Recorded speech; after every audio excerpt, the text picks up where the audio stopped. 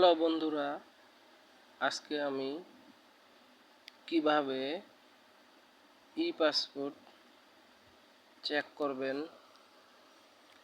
সেই প্রসঙ্গ আপনাদের দেখিয়ে দেব। আপনারা আপনাদের মোবাইলে যে কোনো একটি ব্রাউজারে যাবেন, যেমন আমি যাচ্ছি গুগল ক্রোম ব্রাউজার। এখানে যে লিখবেন পাসপোর্ট চেক করার নিয়ম, তারপর এরকম একটা ইন্টারফেস আসবে।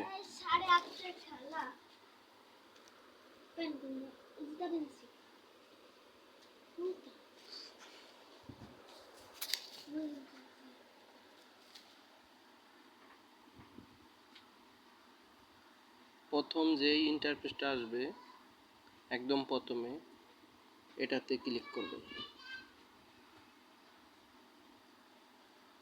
একটু অপেক্ষা করবেন, তারপরেই একটা পেজ ওপেন হবে।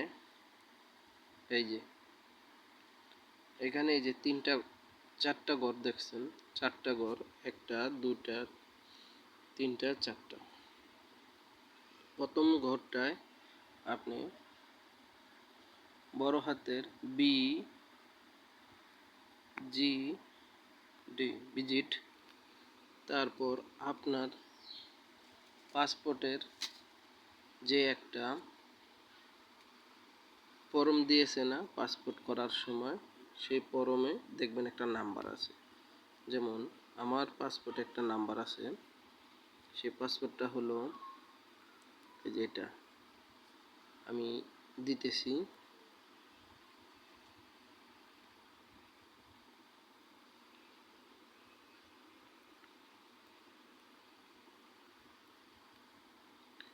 তারপরে এখানে আপনার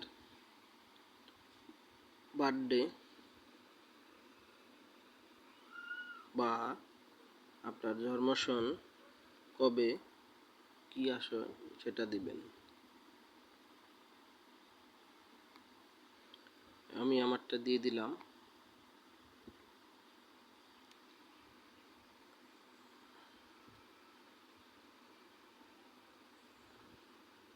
তারপরে এখানে একটা টিক মার্ক দিয়ে দিবেন।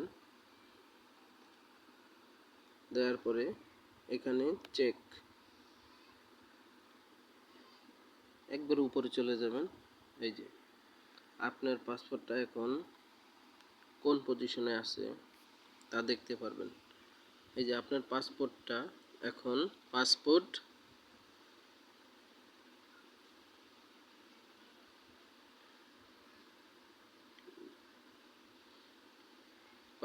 3 আছে।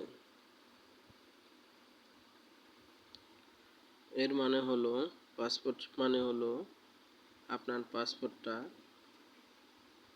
তৈরি হয়ে গেছে। পাসপোর্টটা